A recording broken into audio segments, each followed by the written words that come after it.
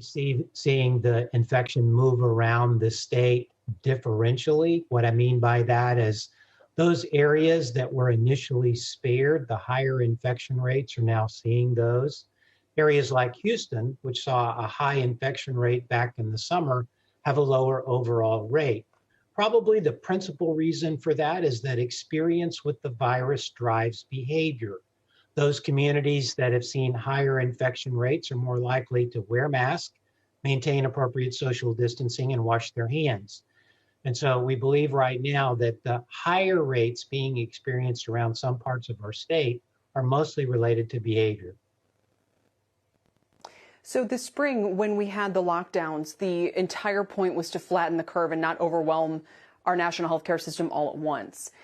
And as we look now to the situation you're describing in Texas, do measures to flatten the curve need to be taken again by state officials?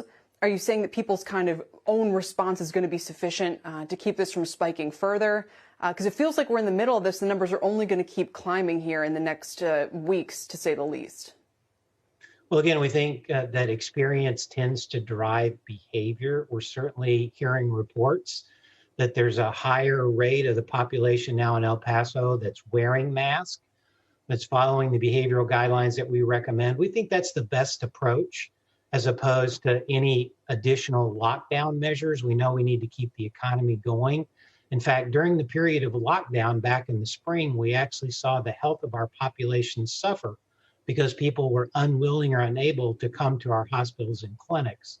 So what we would really like to see is people willingly use these behavioral guidelines and help us stop or slow the transmission of the virus. And hopefully that's enough.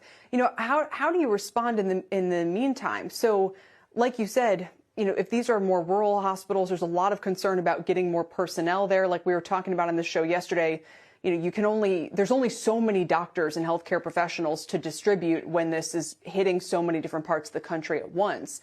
What are you seeing? How well are people coping with this surge? And what happens if they get overrun? Well, it's a huge problem in some of these communities. For example, El Paso, which you mentioned earlier, they're stretched to their limits. We certainly felt that same sort of stretch in Houston and in Dallas earlier in the year during the summer.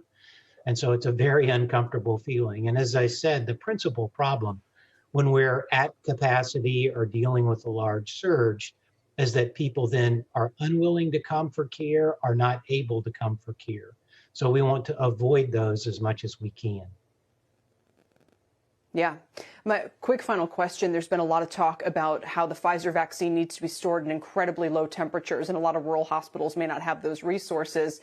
Is that a problem you think we can solve by the time it's widely distributed? Or, you know, is this something that we need to be kind of ringing the alarm bells about right now?